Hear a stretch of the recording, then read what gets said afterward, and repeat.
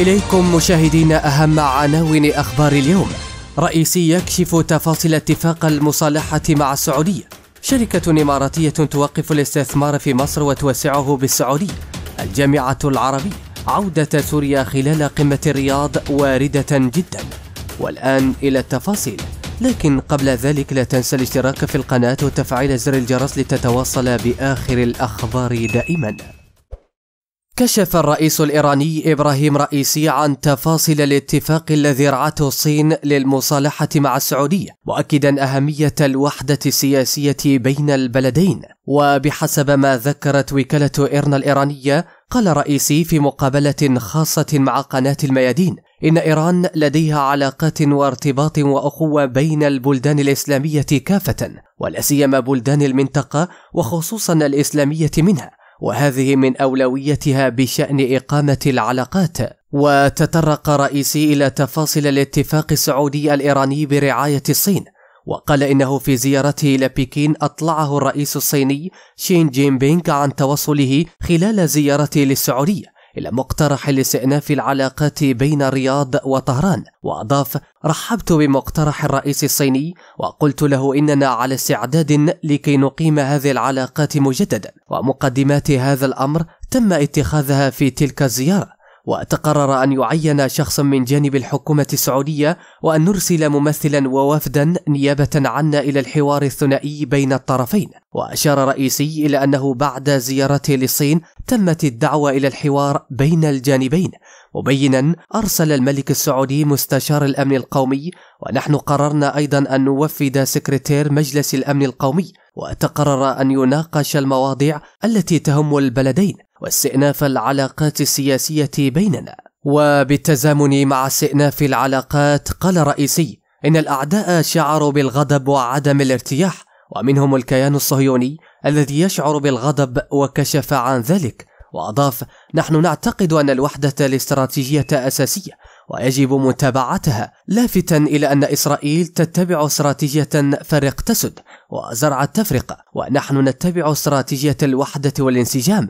وأعتقد أن هذه الخطوة في إمكانها أن تعزز الانسجام والوحدة بين البلدان الإسلامية وبين بلدان المنطقة. وأوضح الرئيس الإيراني أن البعض لا يرغب في أن تكون الصين هي الواسطة بيننا وبين السعودية، لكننا نعتقد أن هذه الخطوة كانت خطوة إيجابية من جانب بكين. وردا على سؤال يتعلق بتأثير الاتفاق بين طهران والرياض في العلاقات الإيرانية العربية، قال رئيسي: نحن على استعداد لاستئناف عمل البعثات الدبلوماسية في طهران والرياض، ووافقنا على المفاوضات بين البلدين وأن نجلس ونتكلم ونحل مشاكلنا. أما فيما يتعلق بالبلدان العربية الأخرى فعليها أن تتخذ قرارها بشأن مصيرها. وأضاف: نحن دعونا لبنان واليمن إلى أن يقرر مصيريهما بنفسهما، وأن يمنع أي أحد من أن يفرض عليهما إرادته ويتدخل في القرارات السياسية، لأن هذا سيخلق مشاكل. ولفت الرئيس الإيراني إلى أنه في حال تركت الظروف اليمنية لليمنيين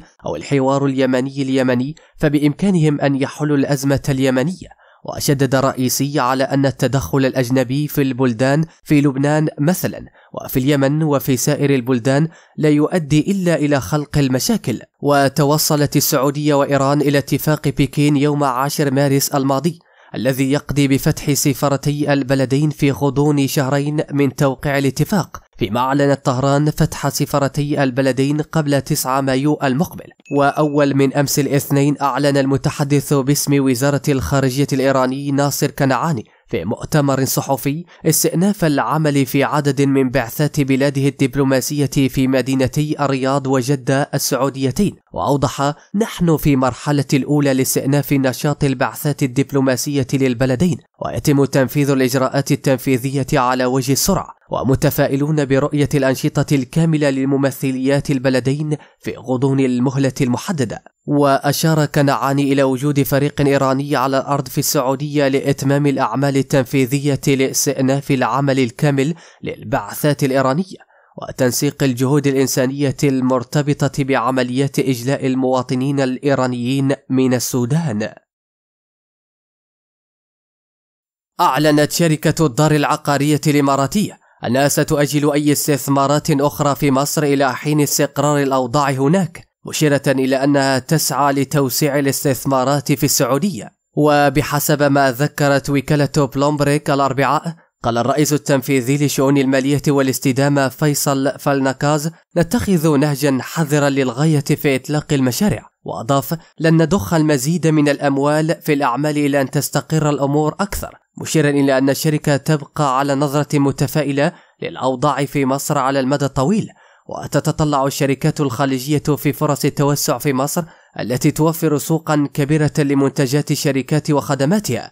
ففي أبريل الماضي اشترت القابضة ADQ حصصا تبلغ قيمتها نحو 1.85 مليار دولار في شركات مصرية. ومع ذلك فإن الضغوط الاقتصادية والمالية المستمرة تدفع بعض المستثمرين إلى تعليق خططهم مؤقتا في مصر. وبين فالنكاز أن الدار التي تتخذ من أبو ظبي مقرا لمشاريعها وأصولها تسعى أيضا إلى التوسع في السعودية بالنظر إلى الفرص المحتملة في الرياض وجدة. وأعلنت الدار عن صافي أرباح 836 مليون درهم، 228 مليون دولار في الربع الأول، بزيادة 22% على أساس سنوي، بينما ارتفعت الإيرادات 14% إلى 3.1 مليارات درهم. واستحوذت الدار ومؤسسة القابض ADQ أحد صناديق الثروة السيادية في أبو ظبي على حصة قاربت 85.5% من أسهم شركة السادس من أكتوبر للتنمية والاستثمار سوديك في 2021 مقابل 6.1 مليارات جنيه مصري، 158 مليون دولار، وكان المبلغ في ذلك الوقت يساوي نحو 378 مليون دولار. كان الاستثمار في سوديك منطلقا لتوسيع أنشطة الشركة العقارية في مصر، وأدى الطلب المتزايد من المشترين في الخارج والمغتربين المقيمين إلى تحقيق مبيعات تطوير قياسية في الربع الأول بلغت 4.5 مليار درهم. جدير بالذكر أن الإمارات تصدرت دول مجلس التعاون الخليجي في حجم الاستثمارات بدولة مصر خلال عام 2022 بقيمة بلغت نحو 5.7 مليارات دولار، وفق بيانات الجهاز المركزي المصري للتعبئة العامة والإحصاء.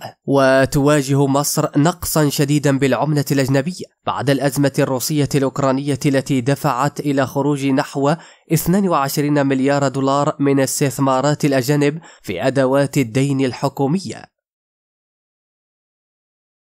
قال الأمين العام لجامعة الدول العربية أحمد أبو الغيط إن عودة سوريا إلى الجامعة العربية خلال القمة المرتقبة في الرياض واردة جدا، لافتا إلى أن الأمر يجب أن يتم على مراحل.